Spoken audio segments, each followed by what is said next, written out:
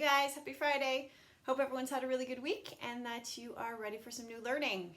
As always, we are going to start with our new spelling words for the week and review our spelling words from last week. So, if you remember, last week we learned about the ending ER when we put ER in the end of words and it says er.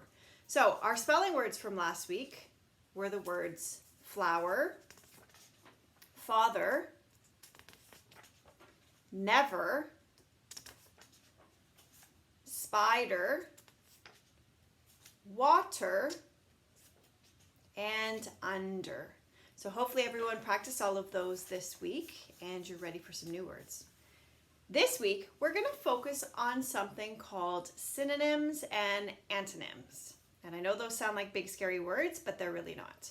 And the reason why we're going to learn these is because as you're going into grade 2 and grade 3 and grade 4, and as you continue to go on, your writing is going to get harder and harder and harder. Your teachers are going to have more expectations. It's not just going to be writing a sentence, it's going to be now writing paragraphs and writing stories and writing essays. And in order to do that, you have to have a rich vocabulary so that you can write really exciting sentences. So a lot of the time we say, ice cream is good. Playing with my friend is fun. Eating pickles is good, right? We use a lot of the words like fun and good, and we use them over and over and over again. And when we're learning to write, that's fantastic. As long as we're trying to do our writing, Miss Herman is happy. But as you get into grade 2 and you get a little bit, further on with your writing, your teacher might say to you, okay, let's try a word other than the word good, right? Ice cream is good. What's another word that could mean the same as good, but it's a different word? So you're using a richer vocabulary for your sentences. Now, my friends, that's where these words come in. So if you were to open a dictionary, I know we haven't done any dictionary work, but if you were to open a dictionary and you were to see a word, say we say the word good. Below the word good, it would tell you what the word means, but then it would also give you a synonym and an antonym for that word. And what those words mean, synonym means same. So Miss Herman wrote the S's for both of them, just so you understand. Synonym and same. Synonyms are words that mean the same. So there's lots of words to express the word good. It could be good. It could be excellent. There's lots of different words to express it. So these are some examples of words that mean the same, but they're different words. So I have a picture of two little boys and they're both sleeping. So different words for sleep would be tired and sleepy. They're completely different words, but they mean the exact same thing. So you could say in a sentence, the boy is tired, or you could say the boy is sleepy, and it would mean the same thing. Also, we have the words pretty and beautiful. The flower is pretty, the flower is beautiful. Same thing. And we have the word large and huge. The chair is huge, or the chair is large.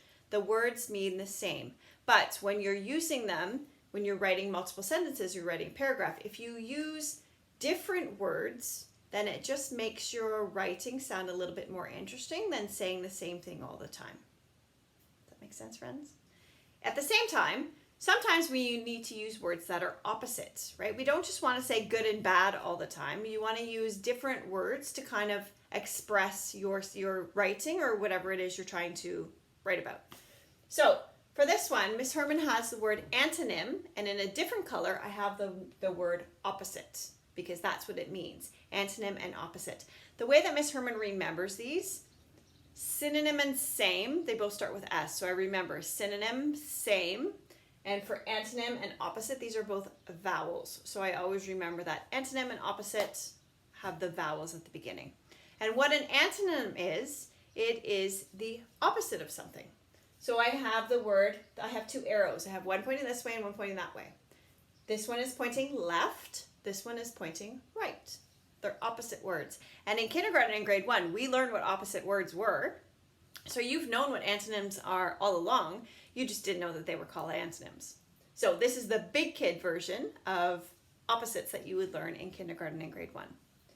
We have the words up and we have the word down, also antonyms. And we have the word big and we have the word small, also antonyms. So when we're looking at these, a synonym and an antonym, synonym are words that mean the same. Antonym are words that are opposites. Okay, friends? Our spelling words for this week, we are going to use some synonyms and antonyms for our spelling words. So our first word is the word fast. Fast. And if we're doing antonyms, opposites, what do we think the antonym of the word fast is?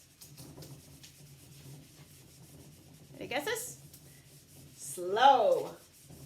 The antonym of fast, so the opposite of fast, is the word slow. And that is our second word, slow. So we have a pair of antonyms for our first spelling pair. Fast and slow are antonyms. The next one we have is the word start. Start. Now, if I tell you that we're now going to look for a synonym of the word start. So remember, synonym means same. So what's a synonym of the word start? Begin. Begin. You can start your work or you can begin your work. It means the same thing. They're just different words to describe the same thing. So our second pair are synonyms. They mean the same. And our last pair, we're going back to antonyms. So remember, antonym means opposite. So the first one is the word back. Back. So back. Back there. What's the opposite of back? Front. Front is the opposite of back. This is my front. That is my back. Or you can use it for like our preposition words that we learned about. We can say the marker is in front of the eraser and the marker is in back of the eraser. Okay, so we have three sets. Our first is antonym, fast and slow, opposites. Our second one is synonyms, means the same thing, start and begin. And our last, again, are antonyms or opposites for back and front. All right, friends? For a writing component for today, I thought we could write some sentences using our spelling words, because that is what you should be doing with your spelling words at home. You should be writing with them. I've had some friends send me some really good writing that they've been doing for their sentences. So let's use these words. You don't have to use them as pairs when you're doing them as sentences. Just use it as a single word and put it in a sentence. So let's see, which one should we use first? Let's use the word slow. So let's put this one up here. Slow. Now, what's a sentence we could say with the word slow? What is something that is slow? You could say a snail is slow or a turtle is slow. I'm going to go with a snail. I'm going to say the snail is slow. The snail is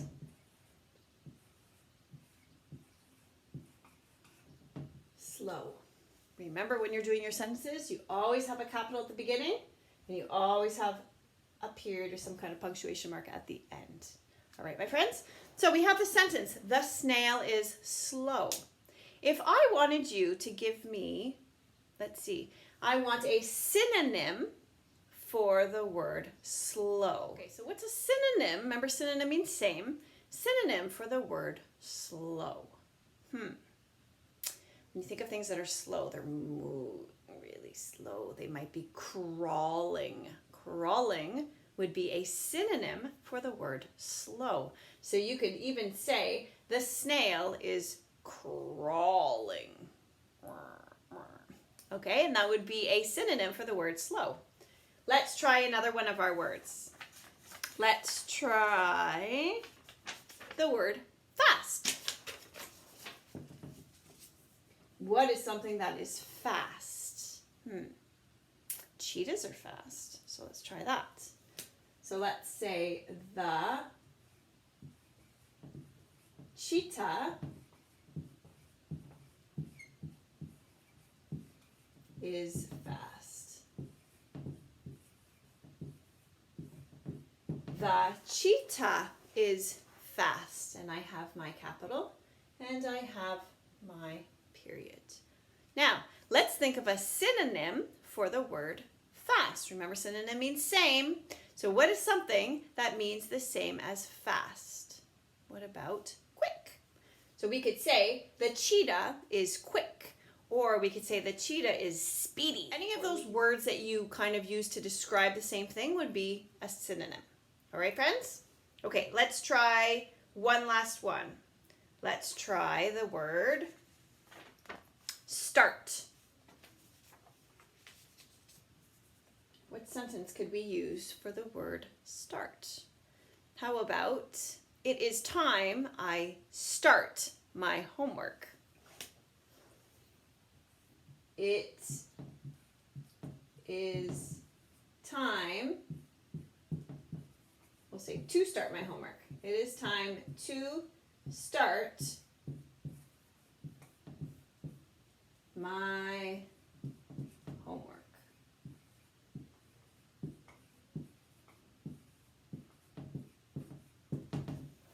Capitals and periods as well. So it is time to start my homework. Now, what if I said, what is the antonym of start? Remember, an antonym means opposite, so antonym of start. If it is time to start my homework, the antonym would be stop or end, right? If you start something, you have to stop it or you have to end it, and that would be the opposite of start. So it is time to stop my homework. Not this week. Next week it will be time to stop your homework because next week will be summertime. But hopefully this week we're still doing homework. So my friends, I hope you understand synonyms and antonyms. If we were in class, we would be doing lots of different activities with synonyms and antonyms, but we're not. So we're going to do just some quick sentences on them. Okay, my friends, and then next year we'll take them up again. Okay, so to end our lesson, we're finished our Junie B. Jones. And there's only 1 week left, so I'm not going to start a new Junie B. Jones book, as much as I love Miss Junie B. Jones. So I thought I'd read you a book called I Like Myself. I love this book, and it goes along really well with our last lesson that we had on kind of accepting everybody and loving everybody for just the way that they are. Okay? So I'm going to read this book to you. I Like Myself.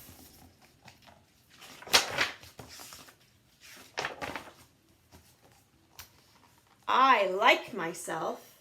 I'm glad I'm me. There's no one else I'd rather be.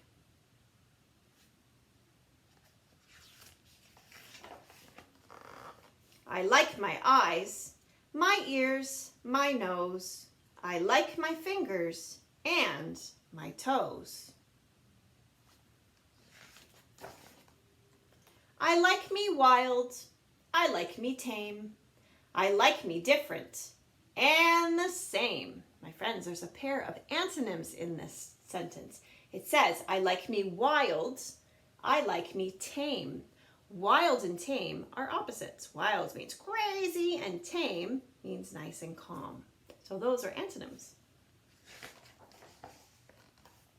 I like me fast, I like me slow.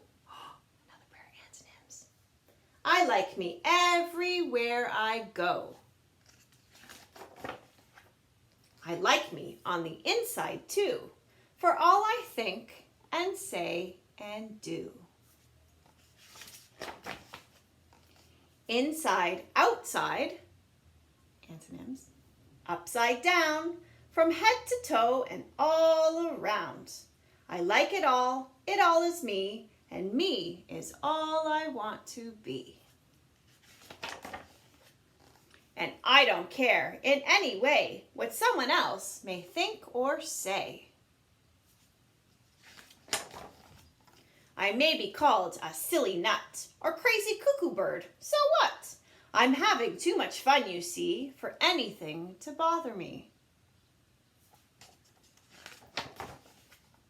Even when I look a mess, I still don't like me any less, 'cause nothing in this world, you know, can change what's deep inside, and so... No matter if they stop and stare, no person ever, anywhere, can make me feel that what they see is all there really is of me.